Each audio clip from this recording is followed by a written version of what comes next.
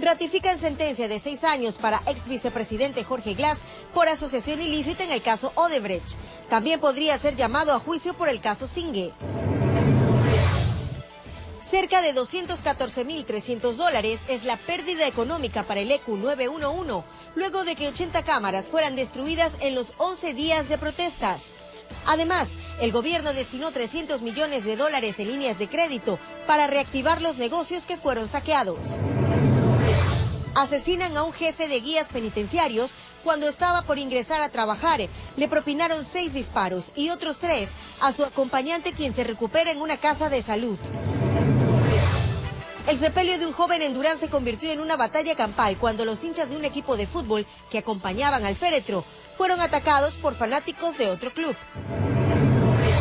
Un menor resultó con quemaduras de 2º grado al recibir una descarga eléctrica tras apoyarse en un poste en Guayaquil. En lo internacional, terremoto de 6.4 grados sacude el sur de Filipinas. Y la ATM dispuso la presencia de guardias de seguridad privada en los paraderos públicos. Así empieza la noticia, Emisión Estelar.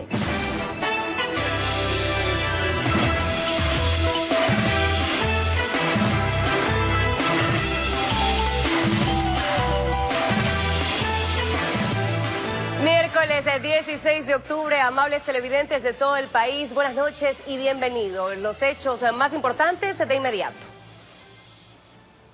Cerca de $214.300 es la pérdida económica para el Sistema Integral de Videovigilancia ECU 911, luego de 11 días de protestas a escala nacional. De acuerdo a las autoridades, alrededor de 80 cámaras fueron destruidas durante las manifestaciones. Las 80 cámaras destruidas segundos antes de interrumpir su transmisión para el sistema de videovigilancia del país, ECU 911, registraron el modo en que los manifestantes atacaban estos bienes públicos. En las escenas se ve como con telas, palos, piedras e incluso maquinaria pesada dañaron estos artefactos. Para bajar y romper cámaras contaba con winchas, contaba con plumas y contaba con canastillas. Eso es algo planificado. De acuerdo a la evaluación de las autoridades del ECU 911, los daños provocados podrían remediarse en un lapso no menor a 45 días. Una afectación de $214.300 en nuestro sistema integrado. El director de la entidad, Juan Zapata, señaló que durante el tiempo de las manifestaciones, es decir, del 3 al 13 de octubre, se recibieron cerca de 470.000 llamadas de emergencia. Inclusive las cámaras que nos bajaron, ¿no? Cámaras de lugares estratégicos como la Ruta Viva, que nos traslada al aeropuerto, cámaras como los ingresos a la ciudad, como en Carapungo, cámaras inclusive en el centro, en el Arbolito. Por lo cual fueron presentadas las denuncias pertinentes ante la Fiscalía para determinar a los responsables. Nosotros como ECU 911 pondremos la figura de sabotaje. Hasta 7 años pueden ser sancionados. Según información emitida por el ECU 911, el día en que se registraron los mayores niveles de violencia en varias provincias fue el 12 de octubre. Los reportes de alerta contabilizan 50 emergencias al mismo tiempo, informó Sofía Vintimilla. La Asamblea Nacional tuvo su primera sesión plenaria luego de las intensas protestas registradas en días anteriores. Dentro de este escenario, uno de los puntos a tratar fue el análisis de la situación social y política que atravesó el país durante el paro. En este mismo tema, 3 proyectos de resolución fueron unificados. Los puntos que formaron parte del proyecto de resolución fueron que la Asamblea respalde el orden democrático, que se solidariza con los familiares de las personas fallecidas en las protestas, condena los actos de vandalismo y desestabilización, y que implementará una comisión multipartidista para que analice las medidas tomadas durante el estado de excepción. Además, que exhorta al presidente de la Asamblea Nacional para que convoque a las autoridades de los organismos internacionales para que colaboren con la comisión multipartidista. Que esta Asamblea ratifique su voluntad de defensa de la democracia y la Constitución. Otras propuestas también fueron incorporadas, una de ellas la del legislador César Ron, quien dijo que durante las manifestaciones también se buscó desestabilizar el país. Sin orden de prisión, sin juicio, sin causa, muchos ecuatorianos, algunos miembros de esta Asamblea Nacional han corrido a buscar refugio en la Embajada de México en el Ecuador. En el debate, Luis Pachala manifestó que desde el movimiento indígena no se intentó desestabilizar al gobierno. Y todos eran los indígenas. Por favor, nosotros no somos terroristas. La legisladora Cristina Reyes, por su parte, aseguró que las acciones registradas en el país durante los 11 días de protesta presentaron un intento fallido de golpe de Estado. De esto culpó directamente a los políticos correístas. En su discurso no dejó de lado un pedido para el primer mandatario referente al manejo de la crisis en la protesta. Creo también que además de pedir rendir cuentas a ciertas autoridades, el gobierno debe pedir inmediatamente la renuncia a la ministra de Gobierno, al ministro de Defensa y al equipo económico. En defensa de la bancada de la Revolución Ciudadana, la asambleísta Doris Solís indicó que el correísmo no tiene responsabilidad en los actos vandálicos en la Contraloría y en el ataque al canal de televisión Teleamazonas. Pidió que se analice el acuerdo firmado entre el gobierno y el Fondo Monetario Internacional, porque de ahí, según ella, parte la problemática vivida en el Ecuador. Además dijo que debe ser analizado el excesivo uso de la fuerza utilizado por la policía. Hubiera sido muy bueno a los colegas que han sido muy acuciosos en presentar algunos videos aquí, que hubieran podido presentar los videos del uso excesivo de la fuerza que el pueblo indígena y el pueblo ecuatoriano recibieron durante estos días. Algunos legisladores además plantearon escenarios y actores en donde se marcarían responsables directos en las protestas que finalmente lograron que quede sin efecto el decreto 883. De ahí señaló la importancia de crear una comisión multipartidista para analizar estos hechos. Informó Javier Rosero. Los representantes de la Central Unitaria de Trabajadores y Confederación Nacional de Servidores Públicos mantuvieron una reunión con el presidente y varios ministros de Estado. La meta es incluir propuestas dentro de las reformas laborales que el Ejecutivo enviará en los próximos días a la Asamblea Nacional. En los próximos días enviará el presidente a la Asamblea Nacional las reformas laborales. En ese marco, el Ejecutivo y sus ministros mantuvieron este miércoles una reunión con los representantes de los trabajadores para generar propuestas en torno al proyecto de reformas laborales. Hemos propuesto de que aquel día que se quiere descontar a los trabajadores del sector público, se lo haga de arriba hacia abajo, nivel jerárquico superior hacia abajo. Y han sido escuchadas las propuestas. Remigio Hurtado, presidente de la Confederación Nacional de Servidores Públicos, hizo referencia a los días de vacaciones en el sector estatal, una de las propuestas del Ejecutivo. Se ha logrado acordar que no se descontaría los 30 días o bajar a los 15 días, si no es un derecho constitucional de los 30 días de vacaciones. Asimismo, no se haría el descuento de un día a los trabajadores de las empresas públicas. La ministra de Gobierno, María Paula Romo, recalcó el envío de las reformas. ¿Cómo ponernos de nuevo en marcha? De nuevo en marcha porque hay que enviar a la Asamblea Nacional el proyecto de reformas en los temas económicos, hay que enviar los temas laborales, hay que reactivar el país.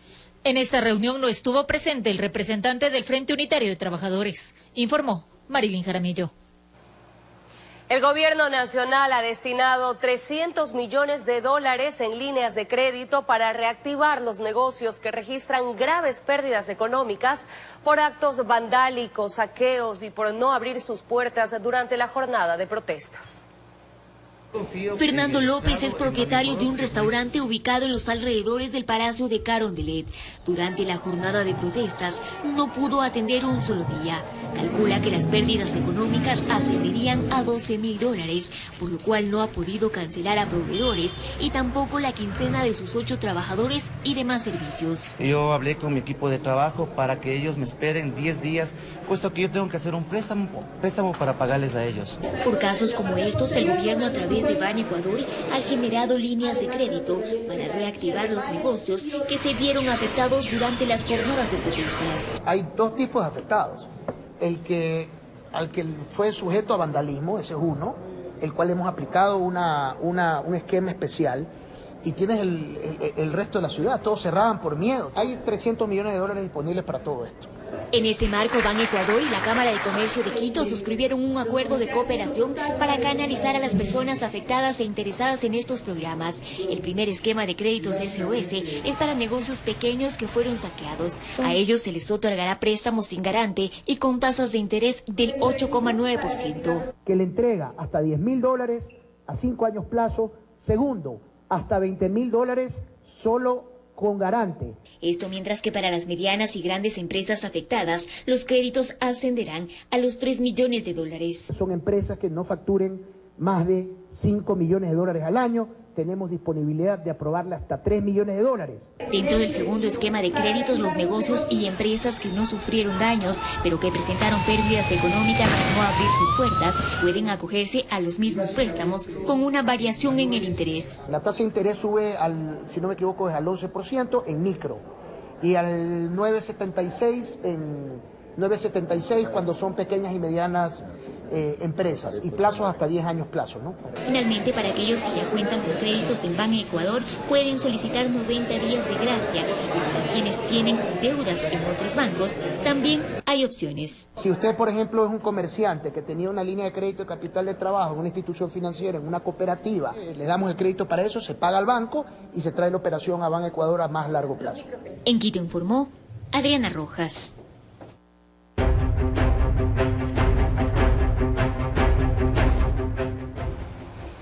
Asesinan a un jefe de guías penitenciarios en el estacionamiento de la cárcel de varones de Guayaquil cuando se aprestaba a ingresar a su turno junto a un compañero. Según la DINASED, 2 personas identificadas le propinaron 6 disparos y otros 3 a su acompañante, quien se recupera en una casa de salud. Le dispararon antes de bajarse de su vehículo con otro guía penitenciario cuando faltaban 15 minutos para las 6, su hora de entrada a la penitenciaría del Litoral. Son sorprendidos por una motocicleta con 2 ocupantes, los mismos que sacan a relucir un arma de fuego y empiezan a disparar en contra de la humanidad de estas personas, aproximadamente con 6 impactos de armas de fuego. Lo llevaron de inmediato a una casa de salud, pero fue infructuoso. La DINASED solicitará las grabaciones de las 3 cámaras de seguridad. El hoy fallecido tiene antecedentes penales, tiene 2 detenciones, la una por lesiones y la otra por evasión de detenidos. Esa es la información que se tiene hasta el momento. Tenía 56 años de edad y 19 trabajando en el Sistema Nacional Penitenciario. En los últimos meses se desempeñaba como jefe de guías. No lo sé, señor, porque yo no estoy en la investigación. No sé si la policía tenga, acuérdense que es un asesinato y la policía con mucha reserva maneja la información para poder investigar. El crimen alteró el ambiente en la cárcel de varones y algunos compañeros desconocían los motivos. ¿Él había sido amenazado? No tenemos conocimiento sobre eso, solamente que antes de ingresar siempre nos reuníamos. Nosotros, desde que estuvo el anterior gobierno, a nosotros nos quitaron la potestad de portar armas. En el laboratorio de criminalística los familiares prefirieron no pronunciarse, que no estaban autorizados, dijeron. El otro guía penitenciario, José Basantes, fue trasladado hasta el hospital universitario, ubicado a pocos minutos de la penitenciaría del Litoral. Aquí le dieron los primeros auxilios y luego fue derivado a un hospital del IES. No se ha entregado información sobre su estado de salud. Mientras, el Servicio Nacional de Atención Integral extendió sus condolencias a los familiares. El director general Edmundo Moncayo exigió una investigación exhaustiva y en la cárcel suspendieron las visitas. Presos son nuestros familiares, pero nosotros no. Nosotros somos que queremos visitarlo, un momento nada más, pero que alguien nos diga. El 4 de agosto una guía penitenciaria también fue embestida por sujetos desconocidos. Tras ser intervenida logró sacarle el cuerpo a la muerte y dispusieron su traslado a otra ciudad. Informó Jorge Escobar. 2 sujetos asesinaron a una mujer de 23 años. El sangriento hecho ocurrió en el Cantón Milagro, provincia del Guayas. Se llamaba Brigitte Estefanía Anastasio Contreras. Su vida se terminó en presencia de sus familiares y amigos. La joven mujer conversaba con ellos cuando de repente fue sorprendida por 2 sujetos aún desconocidos que se trasladaban en una moto y sacaron un arma de fuego propinándole 2 disparos mortales. Los habitantes del sector Chontilla, en Milagro, quedaron alarmados. En medio del asesinato, los testigos lograron abrirse del sitio, pero no pudieron hacer nada para ayudarla. Brigitte Anastasio murió de inmediato. Una bala impactó en su corazón y esa fue la causa de su muerte. El cuerpo sin vida de la dama fue llevado hasta la morgue de la localidad. Sus allegados piden justicia y las autoridades están tras la pista de los autores del crimen. 2 niños quedan en la orfandad. Informó Adriana Méndez. El sepelio de un joven en el sector del Recreo, en el Cantón Durán, se convirtió en una batalla campal cuando los hinchas de un equipo de fútbol que acompañaban al cadáver fueron atacados por fanáticos de otro club deportivo.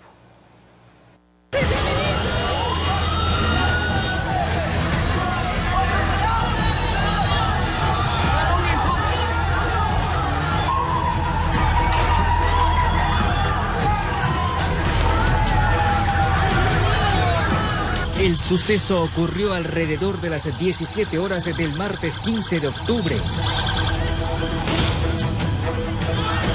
El punto de encuentro fue la vía principal de la ciudadela El Recreo en su primera etapa. A esa hora, los propietarios de negocios procedieron a cerrar las puertas para evitar algún intento de saqueo.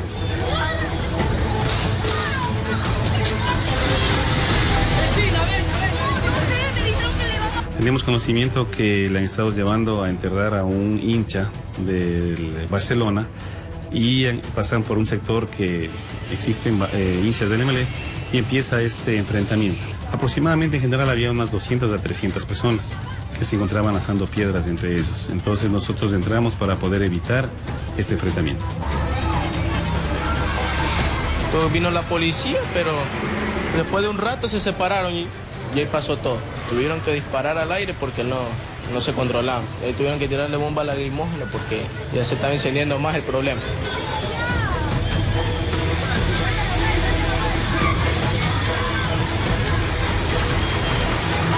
La situación llegó a tal nivel que se hizo necesaria la participación de los agentes de la Policía Nacional. Por fortuna, no hubo personas heridas. Los uniformados iniciaron una persecución por la zona, logrando separar a los participantes de estos desmanes.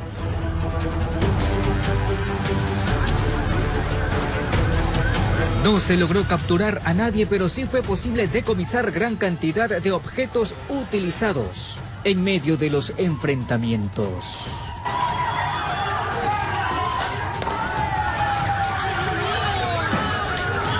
Hicimos un registro, ¿no?, de las personas, ¿no? Encontramos en el piso cuchillos, armas blancas, encontramos petardos, juegos pirotécnicos. No les encontramos a ellos, pero encontramos en el piso botados porque los lanzaron para poder evitar ser detenidos, ¿no?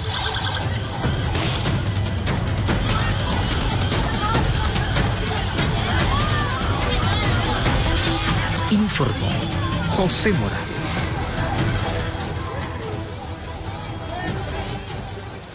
A continuación les presentamos la historia de una mujer que perdió su única fuente de trabajo debido a un incendio que afectó su casa y su negocio. Este hecho se registró en la cooperativa Nueva Prosperina al noroeste de Guayaquil. El informe con Carlos Julio Gurumendi. 4x4. Marcia Preciado nos muestra con tristeza cómo quedaron sus pertenencias luego de que el fuego acabara con lo poco que tenía. Su cama, su armario, los muebles, otros enseres y además 2 cocinas con la cual preparaba comida para vender en el sector de la Nueva Prosperina al noroeste de Guayaquil quedaron en cenizas. Empezó el fuego, ya no hubo tiempo de cerrar las hornillas, de nada, sino de apagar y apagar, echar agua, y ya no pudimos controlarlo y se quemó todo. El día del incendio ella se encontraba preparando desayuno para su hijo. Lamentablemente una falla en la bombona del cilindro de gas habría sido la causa del siniestro. Salvamos nada, hasta dinero se nos quemó, todo. Su hijo resultó herido, con quemaduras de 2º y 3er grado, por lo que fue ingresado a una casa de salud. Como inhalé bastante el gas, sentía muchos dolores de cabeza. Yo soy madre y padre y tenía que estar con mi hijo. Salimos solamente con lo que teníamos puesto y... Hoy esta mujer, quien hace el rol de padre y madre, pide ayuda. Solo Dios está con uno. Sí, Él no me ha desamparado.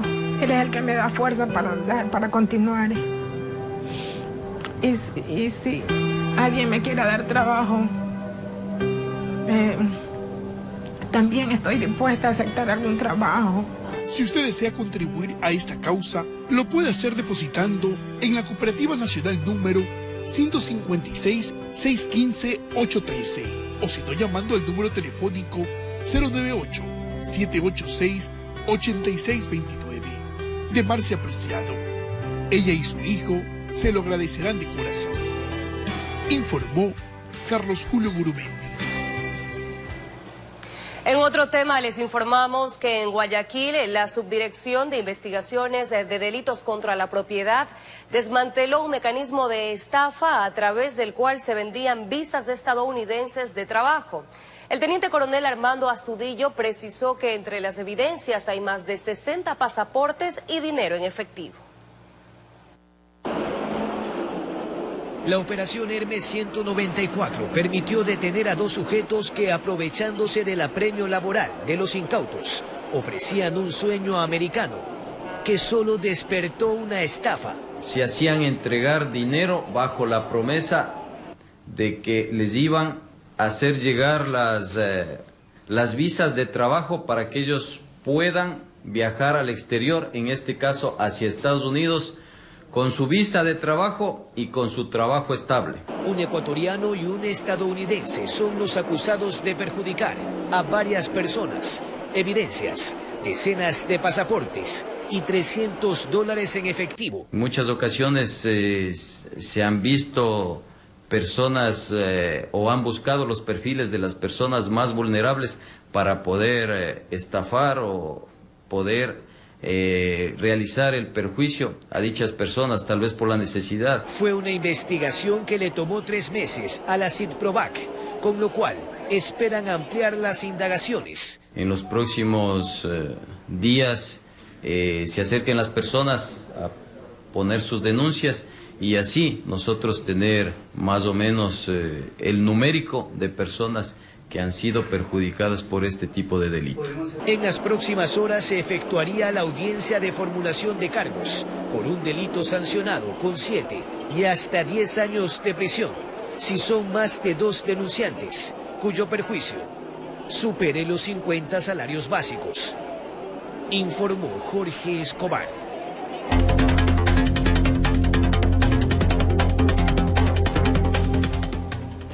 La Agencia de Tránsito Municipal de Guayaquil dispuso la presencia de guardias de seguridad privada en los paraderos públicos pertenecientes a los corredores viales que funcionan en la urbe.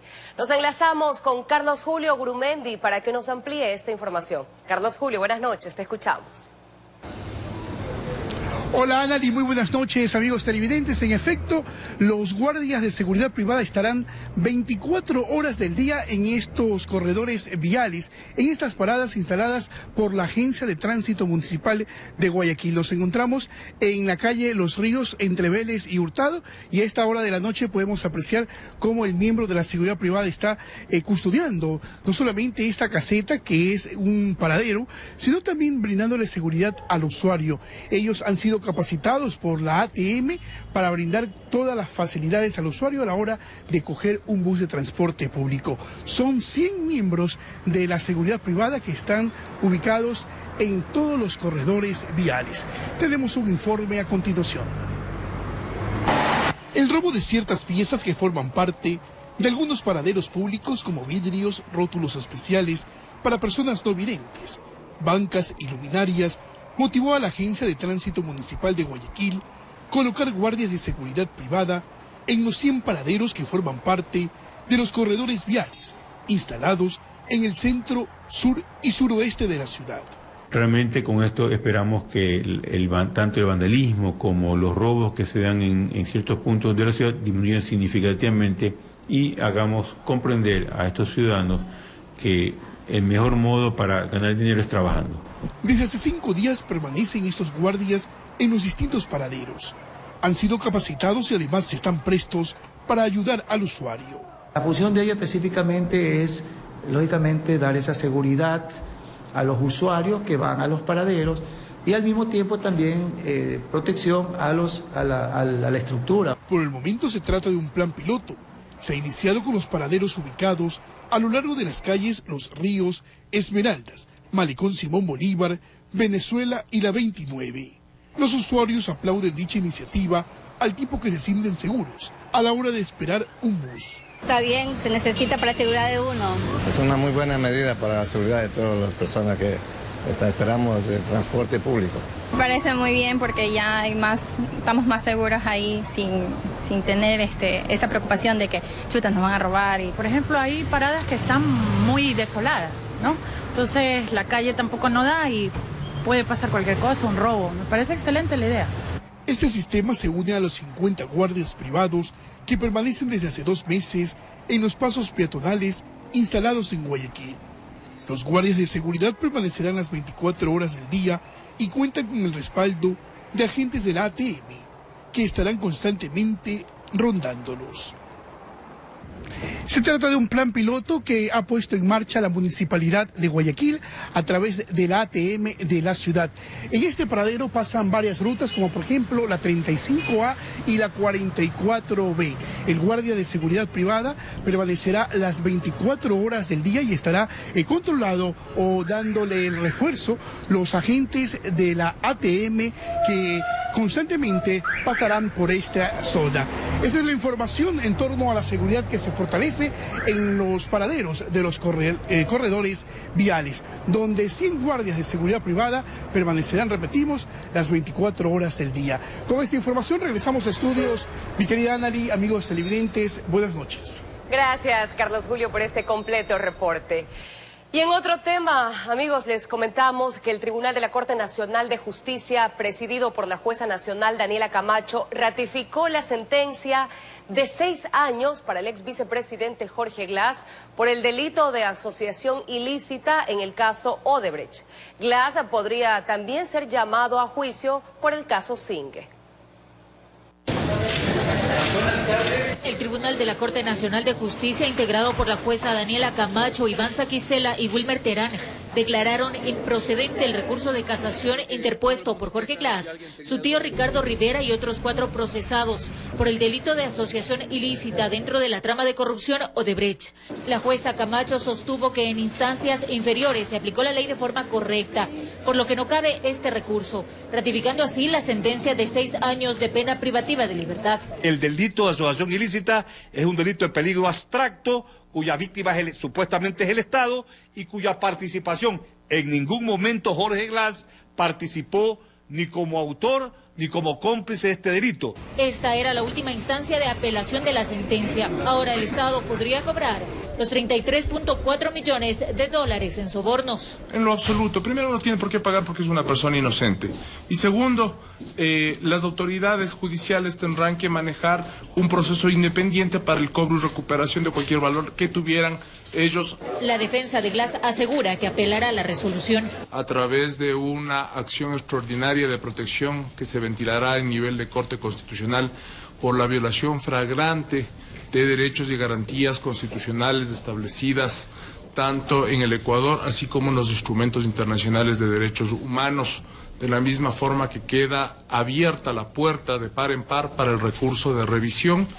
César Montúfar, quien se desempeñó como acusador particular, celebró la resolución de dicho tribunal. Queda ratificada los 6 años de prisión. Devuelvan al Estado ecuatoriano, al pueblo ecuatoriano, lo que ilegítimamente se llevaron. El tribunal excluyó a Montúfar al no considerarlo como víctima dentro del proceso. El ex segundo mandatario, quien guarda prisión en el Centro de Rehabilitación Social de Cotopaxi, está a la espera de conocer si es llamado a juicio o no por el caso Zingue, otro proceso abierto en su contra. Informó Marilyn Jaramillo. Enseguida, un menor resultó con quemaduras de 2º grado al recibir una descarga eléctrica tras apoyarse en un poste en Guayaquil.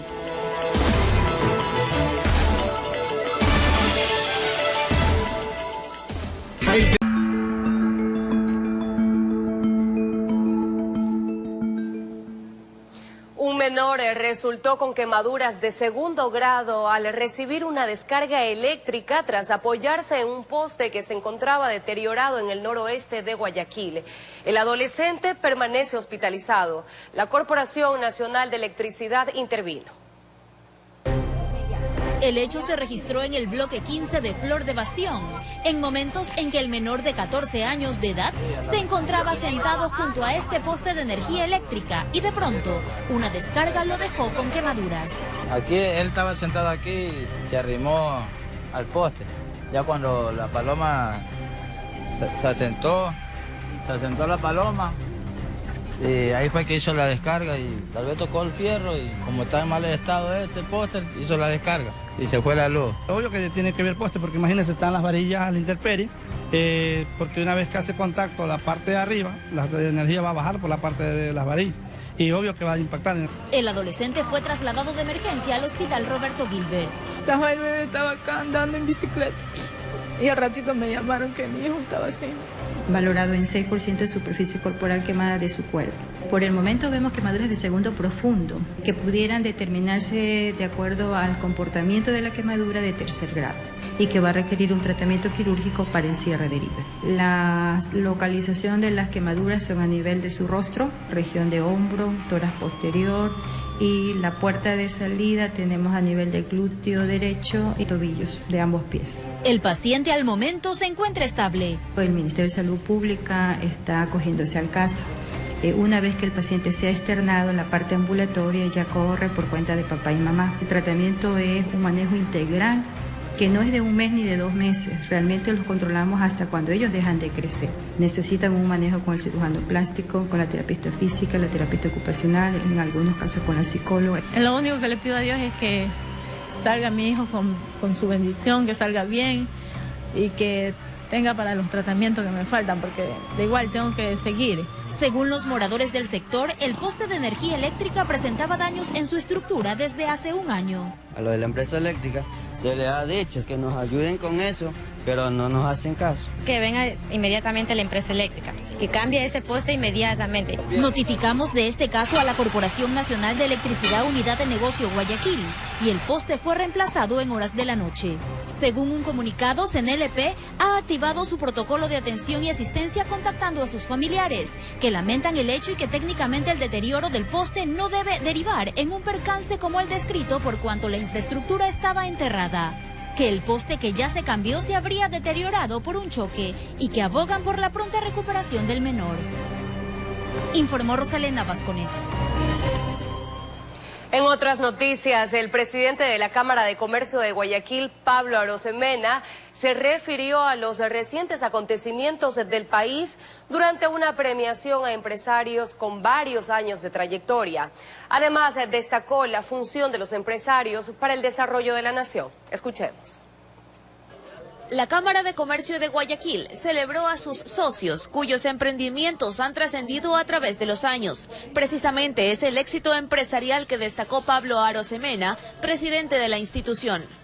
Hay que contarle a la gente lo importante que es emprender, lo difícil que es emprender, lo importante que es guardarle el debido respeto a los comerciantes, a ustedes, porque ser un empresario con todas sus letras es algo que debe ser aplaudido. Así como reiteró, debe ser rechazado todo acto vandálico que perjudique a quienes buscan promover el desarrollo económico del país. La labor del comerciante, la labor del empresario, hemos dicho aquí en este gremio, es una suerte de acto heroico. Digamos, siempre ha sido algo bien valorado, pero en tiempos particularmente difíciles como estos, es un acto heroico. También habló de la paz que se ha retomado. En ese sentido, le pidió al gremio. Tenemos que involucrarnos cada vez más en mayor cantidad de temas para que tengamos una verdadera paz con sentido y con futuro. Luego entregaron reconocimientos a socios que cumplen más de 30 años de afiliación, informó Adriana Peralta. Reducir aún más el gasto corriente del Estado es una de las alternativas que tendría el gobierno, según el exministro de Finanzas Fausto Ortiz. Por otro lado, el analista Walter Spurrier cree que una focalización sería de difícil aplicación, con lo cual el Ejecutivo debe replantear su reforma tributaria. Que deja sin efecto el decreto 883. Y que podamos mejorarlo. Tras la pipa de la paz, hay una brecha de 1.300 millones de dólares que debe ser cubierta en las arcas fiscales, pues. Era el monto que se optimizaba en el presupuesto general, con la eliminación del subsidio a los combustibles. Quizás es aquella medida que le permitiría compensar. ¿Por qué? Porque si compenso internamente, tengo una ganancia de ya no tener contrabando, tengo una ganancia de no tener un uso de combustibles innecesarios. Alternativas, una disminución más agresiva del gasto público, precisa el exministro de Finanzas, Fausto Ortiz, para tratar de cuadrar las cifras. Se está avanzando en estabilizar el tema fiscal para tratar de bajar costos financieros como país, y que también eso significa bajar condiciones, mejorar condiciones para el que consiga recursos en nuevos proyectos. El gobierno anticipó se buscaría una focalización del subsidio, cuyo impacto fiscal sería inferior, aunque el director de Análisis Semanal no lo ve muy factible. Si un camión lleva productos indígenas va a cobrarle menos por el diésel, yo no veo que eso sea posible. Entonces, en estos momentos queda por verse cuán cercana al 883 va a estar el nuevo decreto o cuán cercana a la posición de los indígenas. En los próximos días está previsto un nuevo desembolso del FMI por $255 millones. Seguramente aprobaría ese desembolso, no tiene ningún motivo por el cual no aprobar el desembolso, pero creo que para el último desembolso de este año, que será por el mes de diciembre, seguramente ahí tendrán que replantear el acuerdo con el Fondo Monetario. Si se llega a dar marcha atrás en el aumento de los combustibles y no se manda una reforma como el aumento del IVA, que vaya a haber este desembolso de fondos. Yo no estoy totalmente seguro. Informó Jorge.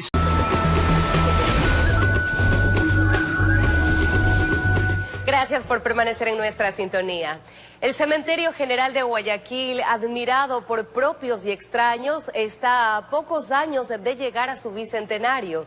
Este es un camposanto que cuenta parte de la historia de la ciudad, donde existen esplendorosas esculturas que lo convierten en un museo al aire libre. Es un museo al aire libre y desde el año 2003 es considerado Patrimonio Cultural del Ecuador, y visitarlo es adentrarse al Guayaquil que se quedó en el tiempo, el que muchos recuerdan, del que reposa bajo estas estatuas, bustos, mausoleos y bajorrelieves que mantienen viva la memoria de los habitantes de la ciudad. Por lo regular eran personas muy connotadas, eran personas que tenían mucha importancia en la ciudad y en el país. Dejaban pues el monumento a nombre de ese personaje. La mayoría de los mausoleos fueron traídos de Europa directamente, y el resto fueron las que los hicieron los técnicos que quedaron aquí.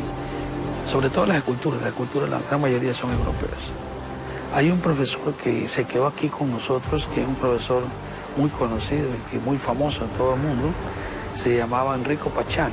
En la época de la colonia, las iglesias católicas eran los sitios donde enterraban a los muertos, en sótanos y jardines, pero su creación data del tiempo en el que aún estaba vivo Simón Bolívar y Vicente Rocafuerte. Así lo contó Roberto Wong, jefe de operaciones del Cementerio Patrimonial. 1823, Simón Bolívar emite un decreto para que las ciudades de acá de América construyan cementerios.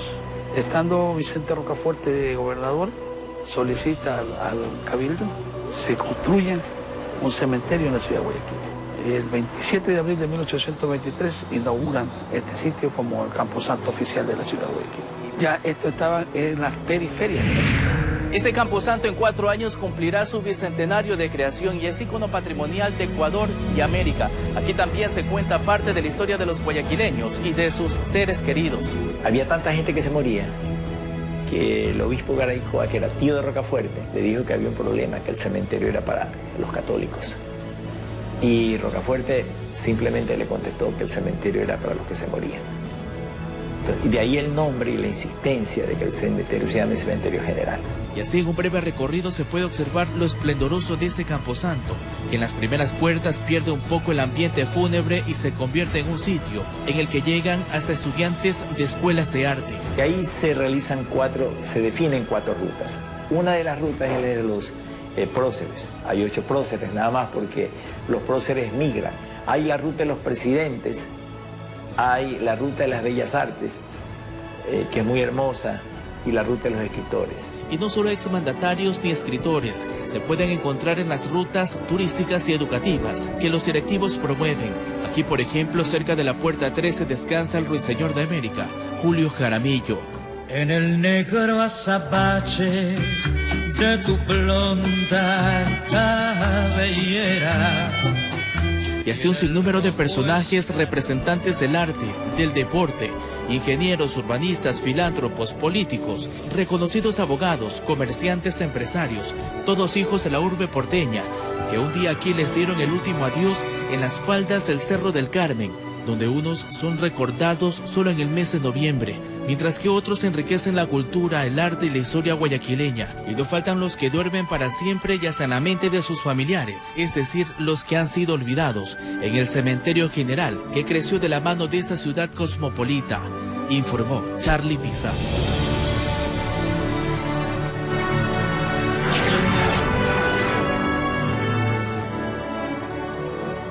Así finalizamos, amables televidentes. Mañana en nuestro espacio de opinión estará Paul Palacios, analista político, con quien realizaremos un balance de las manifestaciones que se registraron en el país. Recuerden que mañana nuestro noticiero inicia a partir de las 5:45 de la mañana, así que los esperamos. Enseguida el mejor programa deportivo del país, Copa. Buenas noches.